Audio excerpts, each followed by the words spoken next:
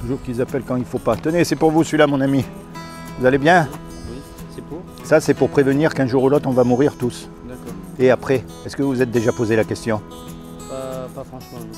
Pourtant, regardez, même si je vous souhaite de vivre jusqu'à 120 ans en très bonne santé, et on ne sait pas quand on part. Oui. Les gens, ils jouent au loto. Oui. Il y a une chance sur combien? 10 millions de gagner. Oui. Pourtant, ils y croient. Imaginez qu'il y ait une chance sur 10 millions qu'il y ait quelque chose après la mort. Ça vaut la peine d'écouter quand même. Oui. Hein? Oui, oui. Alors, une fois qu'on est mort, on va être jugé. Et on va être jugé par rapport aux 10 commandements. Vous connaissez les 10 commandements? Non. C'est simple. Les 10 commandements, ils disent « tu ne mentiras pas ». Est-ce que vous avez déjà menti? Et attention, je ne vous juge pas, hein, parce que moi j'ai menti, et comme je suis plus vieux, certainement plus que vous. Hein. Alors, est-ce que vous avez déjà menti? Honnêtement, Oui. ça m'est arrivé, oui. Comme tout le monde. Oui. Comment on appelle quelqu'un qui a menti? Menteur? Est-ce que vous avez déjà pris quelque chose qui n'est pas à vous? Non. Vous n'avez jamais rien pris qui n'est pas à vous, même quand vous étiez petit, les jouets des autres? Petit, et oui. petit, oui, mais c'est pas effacé. Est-ce que vous avez déjà regardé une femme dans la rue pour la convoiter? Ou une image pornographique? Non. Vous êtes homosexuel? Non. Ah, et vous n'avez pas de désir pour les femmes? Si. Donc des fois, vous avez eu des idées dans la tête, comme tous les hommes. Vous savez pourquoi elle est belle, cette loi? Parce que justement, elle ferme la bouche à tous les hommes, et en particulier aux religieux, qui se croient mieux que nous. Oui. Mais en fait, on est tous pareils. Oui. Donc le jour où on meurt, on va être jugé par rapport à cette loi-là. Et si on vous juge par rapport à cette loi-là, vous serez coupable, comme moi. Et si vous êtes coupable, la punition de Dieu, c'est l'enfer pour l'éternité. Et ça, vous ne voulez pas y aller? On est d'accord? Oui. Alors comment on fait? Je vais vous dire une chose, c'est Dieu qui a tout créé. Il a créé l'univers, les cieux, il vous a créé, il a tout créé. C'est le créateur. Et en général, un créateur, il aime sa création. Un musicien, il aime sa musique.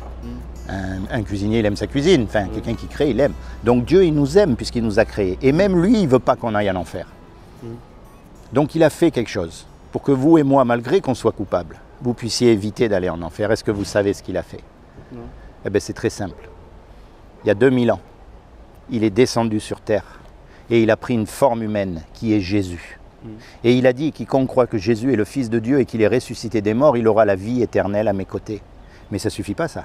Il ne suffit pas de croire parce qu'il y a écrit aussi que les démons y croient et ils tremblent. La clé là-dedans, c'est ce qu'on appelle la repentance. Jusqu'à maintenant, vous ne pensiez pas à Dieu. C'est vrai.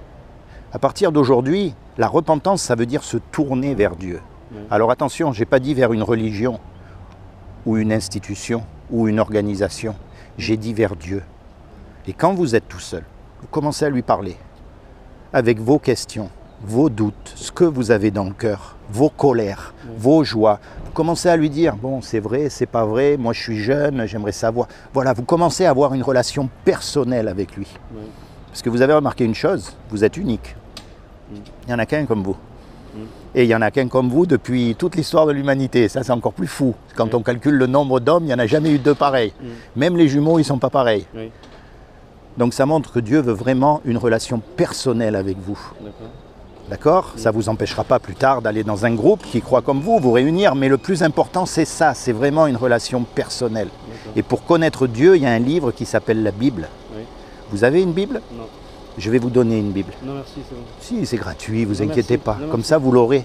Non, merci. Non, Parce que vous savez, aujourd'hui, on est en bonne santé, tout va bien, on n'y pense pas.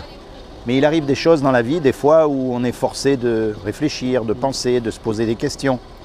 Et c'est là où on se rapproche. Et c'est là où il faut avoir tous les outils en sa possession. Et c'est pour ça que je vais vous donner une Bible. Non, merci, c'est bon. Et après, vous risquez rien, hein. Non, merci. Comme vous voulez. Mais si vous voulez connaître Dieu, c'est la seule façon.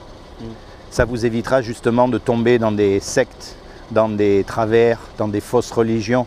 Parce que c'est comme dans tous les domaines, il faut un peu s'y intéresser. Vous voyez? Vous croyez en Dieu quand même? Non. Vous ne croyez pas en Dieu? Non. Bon, et pourtant vous savez que c'est très facile de prouver que Dieu existe. C'est d'une simplicité, n'importe quel enfant peut comprendre. Vous prenez n'importe quel objet autour de vous. N'importe. Regardez mes clés. Elles sont là. Oui. La preuve même qu'il y a quelqu'un qui a fait ces clés, qui les a pensées, qui les a calculées, elle est là devant vous. Pourtant, vous ne la connaissez pas, cette personne. Non. Vous ne la verrez jamais. Oui. Non, pardon. Ouais, mais on va dire qu'on a une chance sur des milliards, mais en général, vous voyez. Et ça, c'est pour tous les objets qui nous entourent. D'accord? La preuve même qu'il y a un créateur, elle est dans la création. Maintenant, quand vous regardez la complexité de l'univers, Vous savez que la Terre, si elle était à quelques kilomètres sur la droite ou sur la gauche, ça ne marcherait pas. Vous connaissez la complexité des myriades et des myriades d'étoiles et de planètes qu'il y a qui tournent comme une horloge. Ouais. La complexité du corps humain, Ouais. de la nature, des animaux. La preuve même qu'il y a un créateur, elle est dans la création. Maintenant, l'erreur qu'on fait tous, c'est qu'on mélange Dieu et la religion. Dieu n'est pas religieux. Le peu que vous connaissez de Dieu, l'histoire de Jésus, comme tout le monde, il s'est fait crucifier sur une croix, d'accord? Ouais. Mais qui c'est qui l'a mis sur la croix? Ce sont les religieux de l'époque. Ouais. Et aujourd'hui, qui c'est qui nous dégoûte de Dieu? Ce sont les religieux d'aujourd'hui. On ne veut pas être comme eux. On veut être ni musulman, ni bouddhiste, ni catholique. On ne veut pas être comme eux parce qu'en fait, ce sont des hypocrites. D'après ce qu'on voit en tout cas. Il y en a peut-être des sincères parmi eux, mais bon, en général, on est bien d'accord. Ouais. Donc le problème, c'est qu'on mélange. Et on mélange pourquoi? Justement par ignorance. Parce qu'on ne prend pas la peine d'aller lire la Bible et de voir, attends, mais là, l'Église catholique, elle ne fait pas ce qu'il y a écrit dans la Bible, elle ne suit pas Dieu. Tiens, là, les musulmans, ils ne font pas ce qu'il y a écrit. Alors vous me direz, pourquoi la Bible? Et pas le Coran? Et pas d'autres? C'est très simple. C'est le seul livre où il y a des livres prophétiques. Et les prophétiques ont été écrits il y a 3000 ans. Et aujourd'hui, elles se réalisent à la lettre. Et ça, bon, il faut être féru en histoire pour vraiment comprendre. Mais il y a des preuves. Donc, voilà. Ne mélangez pas Dieu et la religion. Qu'il y ait un créateur, c'est obligé. Vous connaissez les lois physiques, les lois mathématiques, les lois génétiques. Il y a plein de lois qui régissent le monde. Dites-moi, pour qu'il y ait une loi, alors je caricature, d'accord, mais il faut qu'il y ait quelqu'un qui l'ait écrite, la loi. Elle ne peut pas se faire toute seule. Vous voyez? La clé, elle est là. Ne mélangez pas les deux. Et quand vous êtes tout seul, posez-lui les questions. Dites-lui, moi j'y crois pas. Prouve-moi que tu existes. Voilà, des vraies, des sincères questions. Parce qu'une chose est sûre, vous allez mourir comme moi. Et après, ça sera trop tard. Et là, vous êtes jeune, donc vous êtes immortel, entre guillemets. Vous voyez ce que je veux dire? Non, mais c'est vrai, quand on est jeune, on ne pense pas. Mais regardez les personnes âgées, ça arrive plus vite qu'on le croit. Et souvent, les personnes âgées, elles vous disent, ceux qui en tout cas qui ont tout leur tête, elles vous disent « Waouh, dans ma tête, je suis jeune et tout, mais mon corps, il ne suit pas. » C'est pas vrai? Ça montre bien que notre corps, il va mourir. Ouais. Mais notre âme, elle est immortelle. Donc pensez à tout ça, mon ami. C'est comment votre prénom? Jules. Ouais. Ah ben mon grand-père, il s'appelait Jules. Ah ben ça alors. Seigneur Jésus, je te demande vraiment que tu te révèles dans le cœur de Jules en tant que son sauveur et son Seigneur afin qu'il soit sauvé pour toute l'éternité, lui et toute sa famille. Soyez bénis, Jules. Merci. Soyez bénis. Bonne journée. Vous aussi.